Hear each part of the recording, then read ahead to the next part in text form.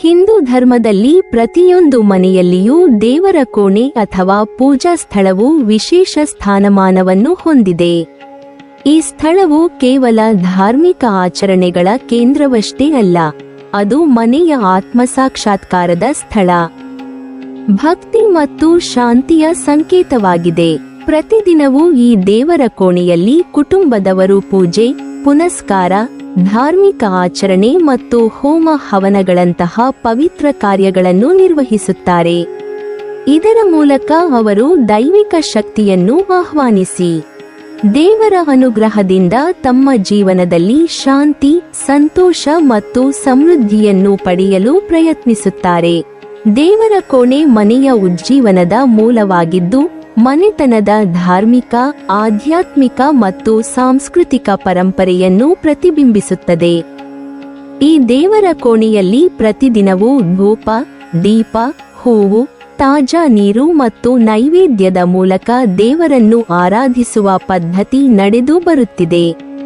ಇದು ಕೇವಲ ಆಚರಣೆಗಾಗಿ ಅಲ್ಲ, ಇದರ ಮೂಲಕ ಕುಟುಂಬದವರು ತಮ್ಮ ಮನಸ್ಸು, ದೇಹ ಮತ್ತು ಪರಿಸರವನ್ನು ಶುದ್ಧೀಕರಿಸಿಕೊಂಡು ದೈವಿಕ ಶಕ್ತಿಯತ್ತ ಕೇಂದ್ರೀಕರಿಸುತ್ತಾರೆ. ದೇವರಿಗೆ ಸಲ್ಲಿಸುವ ಪೂಜೆ ಮತ್ತು ಪುನಸ್ಕಾರಗಳು ಭಕ್ತನ ಮನಸ್ಸಿನಲ್ಲಿ ಭರವಸೆ, ಭಕ್ತಿ ಮತ್ತು ಆಧ್ಯಾತ್ಮಿಕ ಶಾಂತಿಯನ್ನು ಬೆಳೆಯಿಸುತ್ತವೆ. ಪ್ರತಿಯೊಬ್ಬ ಭಕ್ತನೂ ದೇವರ ಆಶೀರ್ವಾದಕ್ಕಾಗಿ ಹಾರೈಸುತ್ತಾನೆ ಮತ್ತು ದೇವರ ಅನುಗ್ರಹದಿಂದ ತಮ್ಮ ಜೀವನದಲ್ಲಿ ಸುಖ, ಸಮೃದ್ಧಿ ಮತ್ತು ಯಶಸ್ಸು ಬರಲಿ ಎಂದು ಬಯಸುತ್ತಾನೆ. ಹಾಗೆಯೇ ದೇವರನ್ನು ಪೂಜಿಸುವಾಗ ಹಲವಾರು ಬಾರಿ ಭಕ್ತರ ಮನಸ್ಸಿನಲ್ಲಿ ಒಂದು ಪ್ರಶ್ನೆ ಮೂಡುತ್ತದೆ: ನಾವು ಮಾಡುವ ಈ ಪೂಜೆ, ಭಕ್ತಿ, ಪುನಸ್ಕಾರಗಳಿಂದ ದೇವರು ಸಂತುಷ್ಟನಾಗಿದ್ದಾನೆಯೇ? ಇದು ಸಹಜವಾದ ಭಾವನೆ. ಭಕ್ತಿಯ ಮೌಲ್ಯವನ್ನು ಅರಿಯಲು ಮತ್ತು ದೈವಿಕ ಕೃಪೆಯನ್ನು ಖಚಿತಪಡಿಸಿಕೊಳ್ಳಲು ಮಾನವ ಮನಸ್ಸು ಯಾವಾಗಲೂ ಚಿಂತಿಸುತ್ತಿರುತ್ತದೆ. ಶಾಸ್ತ್ರಗಳು ಮತ್ತು ಪುರಾಣಗಳು ಹೇಳುವಂತೆ ದೇವರು ತನ್ನ ಭಕ್ತರ ನಿಸ್ವಾರ್ಥ ಭಕ್ತಿಯಿಂದ ತೃಪ್ತನಾಗುತ್ತಾನೆ. ಆದರೆ ದೇವರ ಅನುಗ್ರಹ ನಮಗೆ ಒಲಿದಿದೆ ಎಂದು ತಿಳಿದುಕೊಳ್ಳಲು ನಾವೇನಾದರೂ ಸೂಚನೆಗಳನ್ನು ಪಡೆಯಬಹುದೇ ಎಂಬುದು ಕುತೂಹಲಕಾರಿಯಾಗಿದೆ. ಬನ್ನಿ, ಇಂದಿನ ವಿಡಿಯೋದಲ್ಲಿ ದೇವರು ಸಂತುಷ್ಟನಾಗಿರುವುದು ಹೇಗೆ ಗೊತ್ತಾಗುತ್ತದೆ ಎಂದು ತಿಳಿದುಕೊಳ್ಳೋಣ. ದೇವರು ನಿಮಗೆ ಒಲಿದಿದ್ದಾನಾ ಎಂದು ಹೇಗೆ ತಿಳಿಯುವುದು? ಹಾಗೆಯೇ ಕೆಲವು ಸೂಚನೆಗಳು ನಿಮಗೆ ಬಂದರೆ ದೇವರು ನಿಮ್ಮ ಅಕ್ಕಪಕ್ಕದಲ್ಲೇ ಇದ್ದಾನೆ ಎಂದು ತಿಳಿದುಕೊಳ್ಳಬೇಕು. ಅಂತಹ ಸೂಚನೆಗಳು ಯಾವುದು ಎಂದು ನೋಡೋಣ. ನಮ್ಮ ಸಂಸ್ಕೃತಿ ಮತ್ತು ಧಾರ್ಮಿಕ ನಂಬಿಕೆಗಳಲ್ಲಿ ಪ್ರಕೃತಿ, ಪ್ರಾಣಿಗಳು, ಕಾಲಮಾನ ಮತ್ತು ದಿನನಿತ್ಯದ ಘಟನೆಗಳೊಂದಿಗೆ ದೈವಿಕತೆಯನ್ನು ಸಂಬಂಧಿಸುವ ವಿಶಿಷ್ಟ ಪರಂಪರೆ ಇದೆ. ಇವುಗಳೆಲ್ಲವೂ ಕೇವಲ ಆಚರಣೆಗಳಲ್ಲ, ಅವು ಭಕ್ತನ ಮನಸ್ಸಿನಲ್ಲಿ ಭರವಸೆಯ ಮತ್ತು ಭಕ್ತಿಯ ಜ್ಯೋತಿಯನ್ನು ಬೆಳಗುವ ಸಂಕೇತಗಳು. ಕೆಲವೊಂದು ನಂಬಿಕೆಗಳ ಪ್ರಕಾರ, ನಾವು ಯಾವುದಾದರೂ ಮಹತ್ವದ ಕೆಲಸಕ್ಕಾಗಿ ಹೊರಡುತ್ತಿರುವಾಗ ಅಥವಾ ಮನೆಯಿಂದ ಹೊರಬರುತ್ತಿರುವಾಗ ನೀಲಕಂಠ ಪಕ್ಷಿ ಕಣ್ಣಿಗೆ ಬೀಳುವುದು ಅತ್ಯಂತ ಶುಭ ಸಂಕೇತವೆಂದು ಪರಿಗಣಿಸಲಾಗುತ್ತದೆ.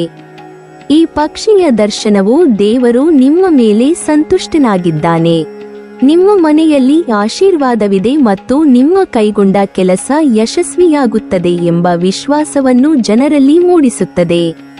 ಹೀಗೆ ದೇವರ ಅನುಗ್ರಹವನ್ನು ಪ್ರಾಕೃತಿಕ ಸಂಕೇತಗಳ ಮೂಲಕ ಭಕ್ತರು ಗುರುತಿಸುತ್ತಾರೆ.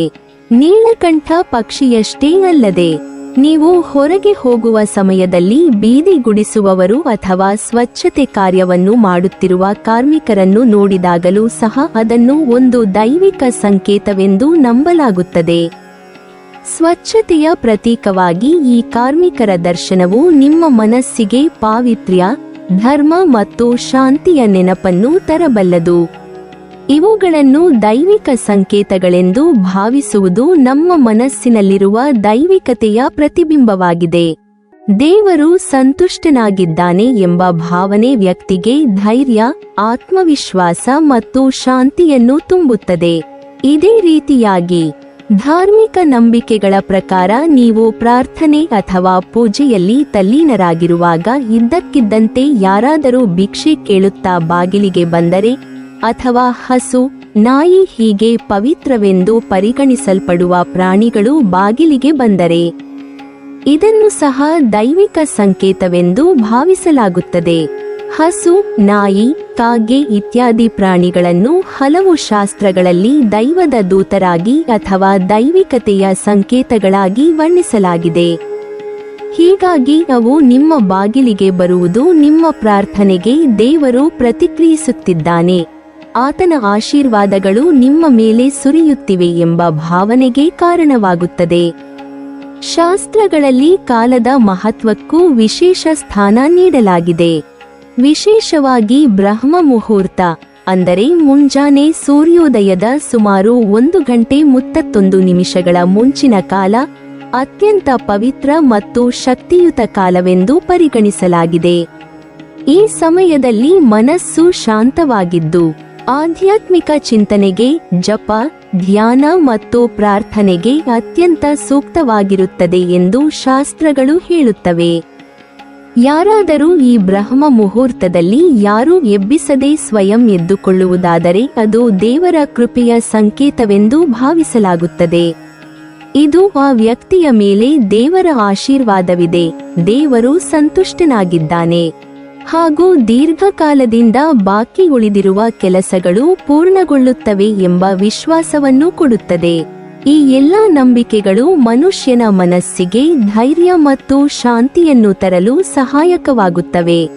ಭಕ್ತನ ದೃಷ್ಟಿಯಲ್ಲಿ ಪ್ರಕೃತಿಯ ಪ್ರತಿಯೊಂದು ಅಂಶವೂ ದೇವರ ಕೃಪೆಯ ಪ್ರತಿಬಿಂಬವಾಗಿದೆ. ಹೀಗಾಗಿ ಪಕ್ಷಿಗಳ ದರ್ಶನ, ಪ್ರಾಣಿಗಳ ಹಾಜರಾತಿ, ಭಿಕ್ಷುಕರ ಬಾಗಿಲಿಗೆ ಆಗಮನ ಅಥವಾ ಬ್ರಹ್ಮ ಮುಹೂರ್ತದಲ್ಲಿ ಸ್ವಯಂ ಎದ್ದುಕೊಳ್ಳುವಂತಹ ಘಟನೆಗಳು ನಮ್ಮ ಜೀವನದಲ್ಲಿ ದೇವರ ಅನುಗ್ರಹವಿದೆ ಎಂಬ ಭಾವನೆಗೆ ಬಲ ಕೊಡುತ್ತವೆ. ಇಂತಹ ಭಾವನೆಗಳು ಭಕ್ತನ ಜೀವನದಲ್ಲಿ ಧನಾತ್ಮಕತೆಯನ್ನು ಬೆಳೆಸುತ್ತವೆ ಮತ್ತು ಜೀವನದ ಗುರಿಗಳನ್ನು ಸಾಧಿಸಲು ಶಕ್ತಿ, ಸಹನೆ ಮತ್ತು ವಿಶ್ವಾಸವನ್ನು ನೀಡುತ್ತವೆ. ನಮ್ಮ ಭಾರತೀಯ ಸಂಸ್ಕೃತಿಯಲ್ಲಿ ಕನಸುಗಳು, ದೇವಾಲಯದ ದೃಶ್ಯಗಳು, ಹೂವಿನ ಬೆಳಕುಗಳು ಅಥವಾ ದೀಪದ ಜ್ವಾಲೆಯ ಚಲನೆ ದೈವಿಕ ಸಂಕೇತಗಳೆಂದು ಪರಿಗಣಿಸಲಾಗುತ್ತವೆ. ಈ ನಂಬಿಕೆಗಳ ಮೂಲದಲ್ಲಿ ಮನುಷ್ಯನ ಭಕ್ತಿಯ ಆಳ, ಅವನ ಮನಸ್ಸಿನ ಶುದ್ಧತೆ ಮತ್ತು ದೇವರ ಅನುಗ್ರಹದ ಪ್ರತಿಫಲನ ಇದೆ. ಕೆಲವೊಂದು ನಂಬಿಕೆಗಳ ಪ್ರಕಾರ ನೀವು ಕನಸಿನಲ್ಲಿ ಎತ್ತರದ ಪರ್ವತಗಳು, ದೇವಾಲಯಗಳು ಅಥವಾ ಯಾವುದೇ ದೇವರ ವಿಗ್ರಹಗಳನ್ನು ಕಾಣುವಿರಿ ಎಂದರೆ ಅದು ಕೇವಲ ಕನಸಲ್ಲ, ಅದು ದೈವಿಕ ಸಂಕೇತವೆಂದು ಭಾವಿಸಲಾಗುತ್ತದೆ. ಪರ್ವತಗಳು ದೃಢತೆ, ಸ್ಥೈರ್ಯ ಮತ್ತು ಉನ್ನತ ಗುರಿಗಳ ಪ್ರತೀಕ. ದೇವಾಲಯಗಳು ಮತ್ತು ವಿಗ್ರಹಗಳು ದೈವಿಕತೆಯ ಸಂಕೇತ.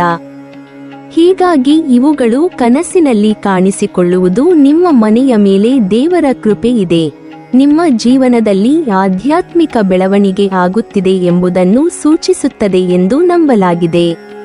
ಅದೇ ರೀತಿ ಒಬ್ಬ ವ್ಯಕ್ತಿಯು ನಿಜವಾದ ಹೃದಯದಿಂದ ಮತ್ತು ಶುದ್ಧ ಭಕ್ತಿಯಿಂದ ದೇವರನ್ನು ಪೂಜಿಸಿದಾಗ ದೇವರು ಆ ಭಕ್ತಿಯಿಂದ ಸಂತುಷ್ಟನಾಗುತ್ತಾನೆ ಎಂಬ ನಂಬಿಕೆಯಿದೆ.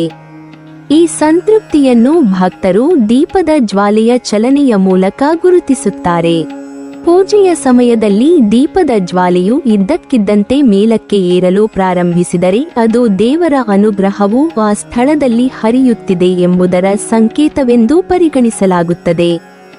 ದೀಪದ ಜ್ವಾಲೆಯು ಶಾಂತವಾಗಿದ್ದು ಏಕಾಏಕಿ ಜೋರುಗೊಳ್ಳುವುದು ಅಥವಾ ಮೇಲೇಳುವುದು, ಇದು ದೇವರ ಸಾನ್ನಿಧ್ಯವನ್ನು ಪ್ರತಿನಿಧಿಸುತ್ತದೆ ಎಂಬ ಭಾವನೆ ಭಕ್ತರಲ್ಲಿ ಉಂಟಾಗುತ್ತದೆ.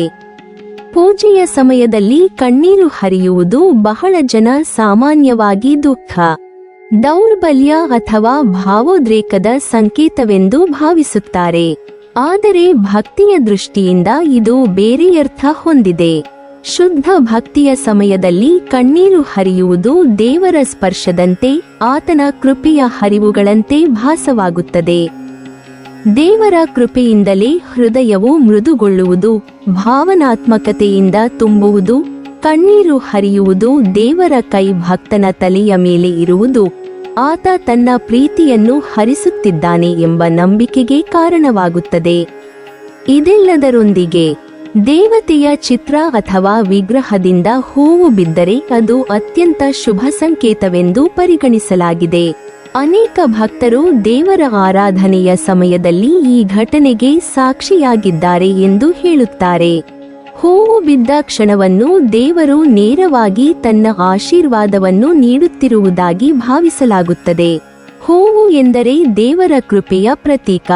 ಅದು ವಿಗ್ರಹದಿಂದ ಬಿದ್ದಾಗ ಭಕ್ತನ ಮನಸ್ಸಿನಲ್ಲಿ ಭರವಸೆ, ಸಂತೋಷ ಮತ್ತು ಆತ್ಮಶಾಂತಿಯನ್ನು ತುಂಬುತ್ತದೆ. ಈ ಎಲ್ಲ ನಂಬಿಕೆಗಳ ಹೂರಣವೆಂದರೆ ಭಕ್ತಿಯ ಶಕ್ತಿ ಮತ್ತು ಮನಸ್ಸಿನ ಶುದ್ಧತೆ.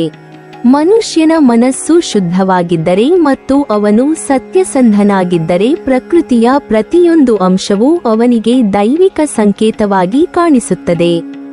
ಕನಸುಗಳಲ್ಲಿ ಪರ್ವತಗಳು ಅಥವಾ ದೇವಾಲಯಗಳು ಕಾಣಿಸುವುದು, ದೀಪದ ಜ್ವಾಲೆಯು ಮೇಲೇಳುವುದು, ಕಣ್ಣೀರು ಹರಿಯುವುದು ಅಥವಾ ಹೂವು ಬಿದ್ದು ಬರುವುದು ದೇವರ ಸಾನ್ನಿಧ್ಯವನ್ನು ಅನುಭವಿಸಲು, ಆತನ ಕೃಪೆಯನ್ನು ಅರಿಯಲು ಸಹಾಯ ಮಾಡುವ ಭಾವನಾತ್ಮಕ ಸೇತುವೆಗಳಾಗಿವೆ.